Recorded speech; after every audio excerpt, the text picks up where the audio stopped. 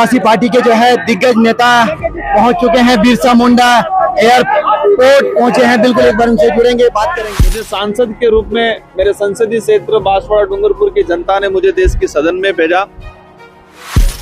कहा जाता है कि झारखंड की धरती बिरसा मुंडा के शहादत, उनके संघर्ष से पहचानी जाती है।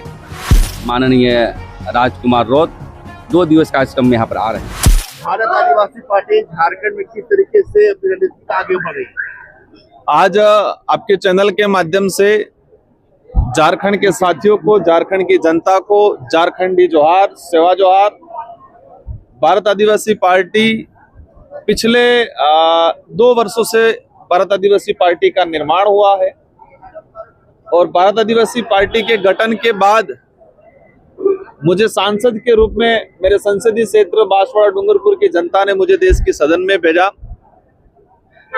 और मैं खुश नसीब हूं कि मुझे भारत आदिवासी पार्टी के बैनर तले सांसद बनने का तो अवसर मिला, लेकिन पूरे देश के आदिवासी, दलित, पिछड़ों और सारे देश के युवाओं की आवाज बनने का मुझे अवसर मिला। और भारत आदिवासी पार्टी राजस्थान, मध्य प्रदेश, गुजरात, महाराष्ट्र और हम लोगों ने इस बार विधानसभा चुनाव झारखंड में भी कहे कि एक छोटा प्रयोग किया था और झारखंड की जनता के लिए भी भारत आदिवासी पार्टी का आने वाले समय में एक मजबूत विकल्प के रूप में उभरेगी, क्योंकि हमारी जो विचारधारा है, कहा जाता है कि झारखंड की धरती बिरसा मुंडा के शहादत, उनके संघर्ष से पहचानी जाती है। और बिरसा मुंडा जल जंगल जमीन की लड़ाई को लड़ते थे और आज देखा गया है कि जल जंगल जमीन को आदिवासियों को बेदखल किया जा रहा है, उनसे छीना जा रहा है। झारखंड हो, छत्तीसगढ़ हो, मध्य प्रदेश हो, सरकार कोई भी आई हो, लेकिन आदिवासियों का विस्थापन आज भी तेज गति से हो रहा है। विकास के नाम पे इनको जमीनों से बेदखल किया जाता है, जंगलों से बेदखल किया जाता है। सरकार कोई भी हो, उनको प्रोटेस्ट नहीं कर पाती। झारखंड में कुर्मी और आदिवासी का संघर्ष चल रहा है। इस संघर्ष को हमने काफी सोशल मीडिया या टीवी चैनल और प्रिंट मीडिया के माध्यम से इसको देखा है और पिछले समय में मैं विधायक था, उस दौरान मेरा झारखंड में आना हुआ था।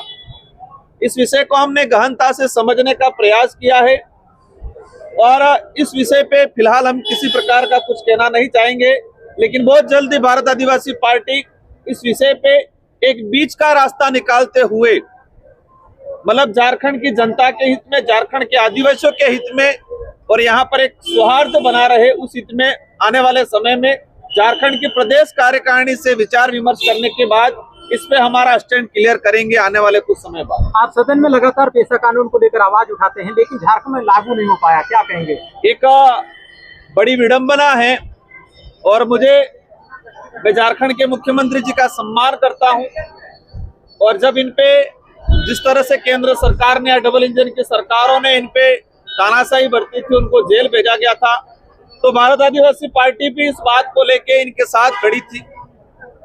लेकिन झारखंड में पैसा एक्ट की बात करें, राजस्थान के शेड्यूल, मतलब भारत के शेड्यूल 5, शेड्यूल 6 इलाके में पैसा एक्ट इम्प्लीमेंट होना चाहिए।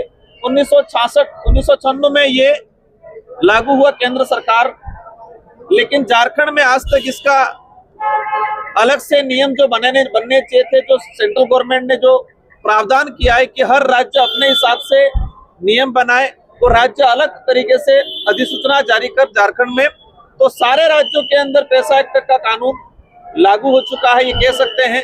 लेकिन झारखंड के अंदर अभी तक पैसा नियम नहीं बन पाए हैं, ये दुर्भाग्य की बात है।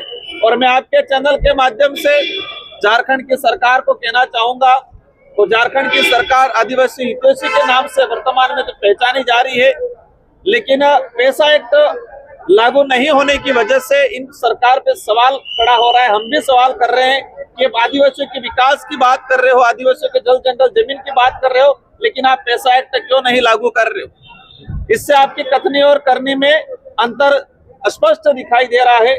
तो हम अभी भी कहना चाहेंगे कि झारखंड की सरकार वर्तमान में पैसा एक्ट को यहाँ की जनता की भावना के अनुरूप, और लैंड बैंक का जो इशू आया था, पिछली बीजेपी सरकार ने जो लैंड बैंक के नाम से ट्राइबलों के जो जमीन हड़पने का काम किया था, और इसी लैंड बैंक के अंगेज में वर्तमान झारखंड मुक्ति मोर्चा ने अभियान छेड़ा था और ये इन्हीं मुद्दों के आधार पे सत्ता में आए हैं, ये सेकंड बार सत्ता में आए हैं।